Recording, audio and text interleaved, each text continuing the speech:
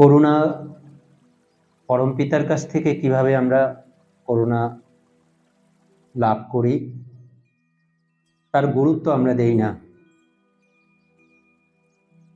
কত যে করুণা তার বারেক সররে মন।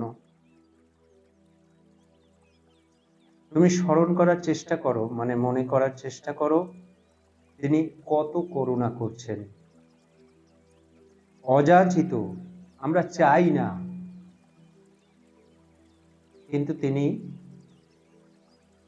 প্রতি মুহূর্তে করুণা করে যাচ্ছেন।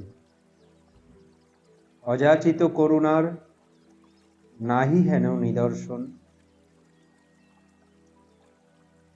তার নিদর্শন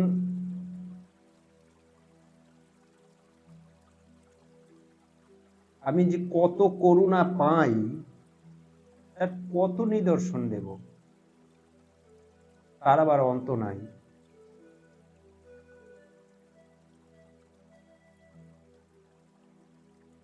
যে জন সরে না তারে, যে ডাকে না তাকে, পড়িয়া কুলস ঘরে পাপে তাপে জর্জরিত, প্রতিটা মুহূর্তে বিষে আসক্ত, প্রতিটা মুহূর্তে তার যন্ত্রণা উৎপন্ন হয়, বিষজ্বালা। কেননা কামের ক্রোধে তার সমস্ত গুণ হারা হয়। সেই সব ব্যক্তি নিজ গুণের তারি তারে করেন কোলে ধারণ। তাকেও তিনি কোলে ধারণ করে রয়েছেন।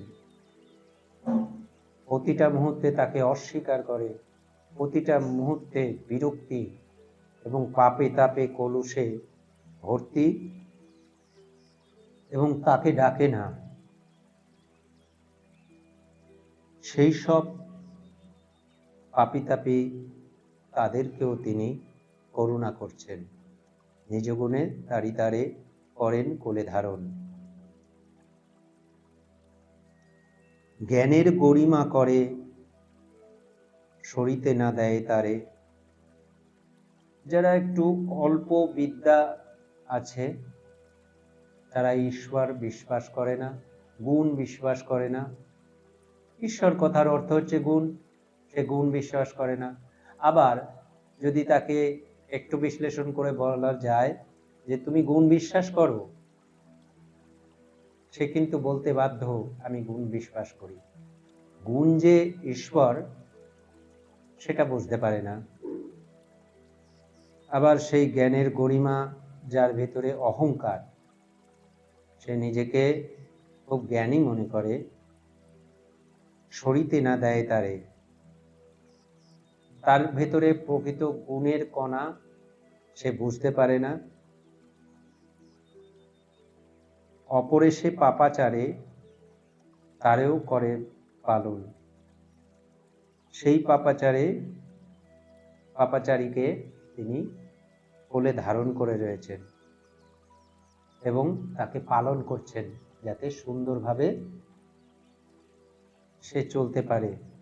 নিঃশ্বাস প্রশ্বাস বন্ধ করেন না। তার জীবিকা যেভাবেই করুক না কেন, চৌর্যবৃত্তি করুক, পাপাচারে লিপ্ত হোক, কিন্তু তাকে পালন করছেন।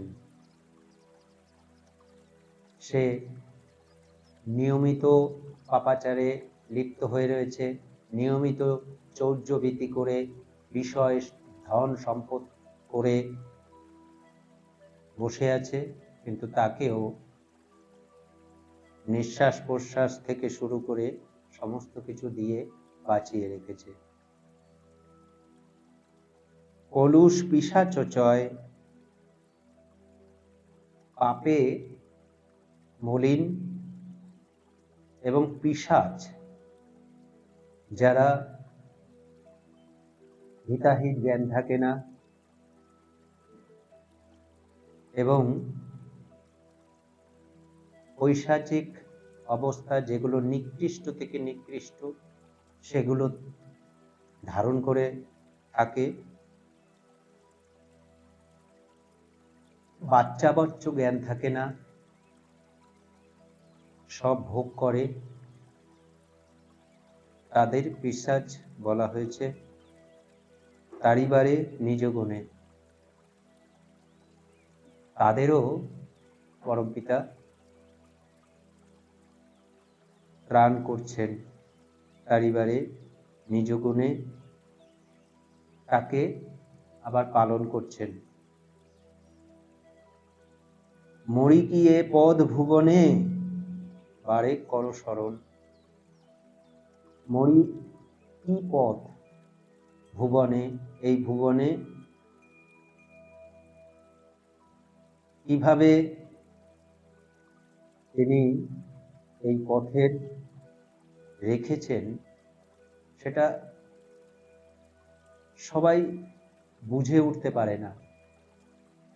সবার বিরক্তি হয়, অনেকে বিরক্তি হয়, তাকে তো ডাকে না, এত বিরক্তিকর, সে কি করে পরমপিতা পরমেশ্বর তিনি দেখেন না?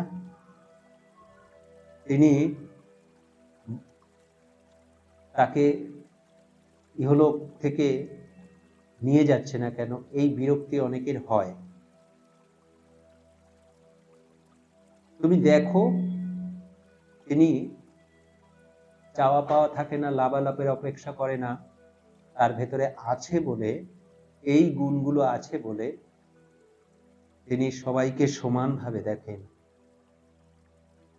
মরি কি হে পদ ভুবনে, বারে কর স্মরণ।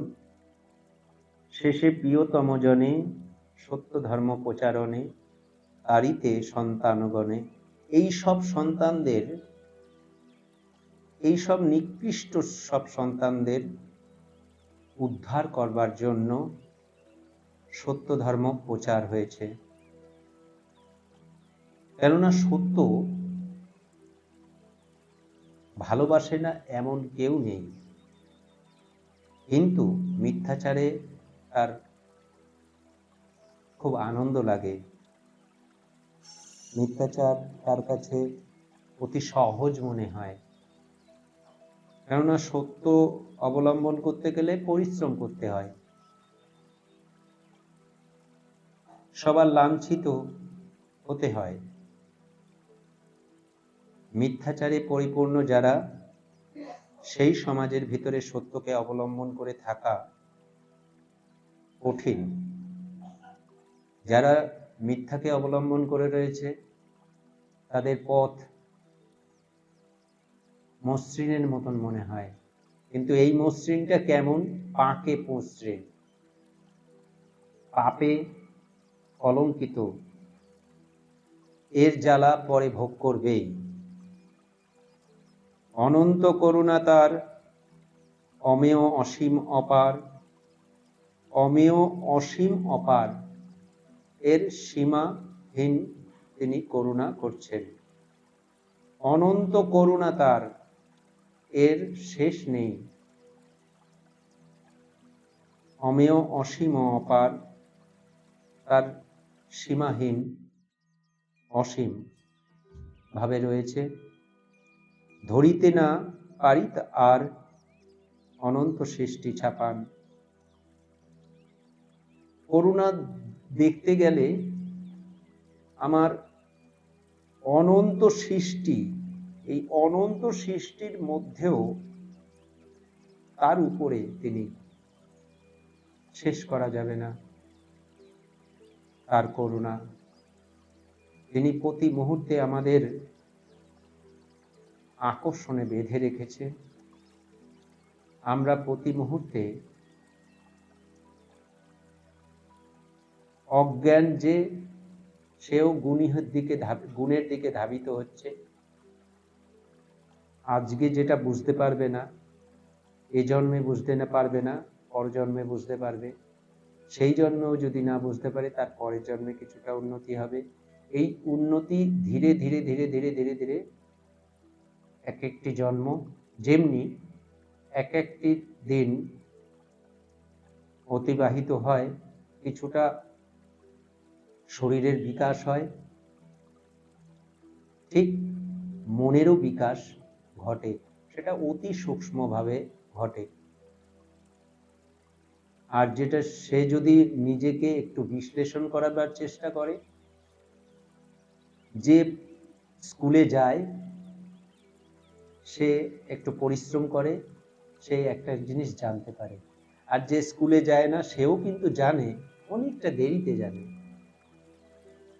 যে পড়াশোনা করে, কঠোর পরিশ্রম করে পড়াশোনা করে, তার যে সুখ আর তার সুখের ভেতরে পার্থক্য থাকে।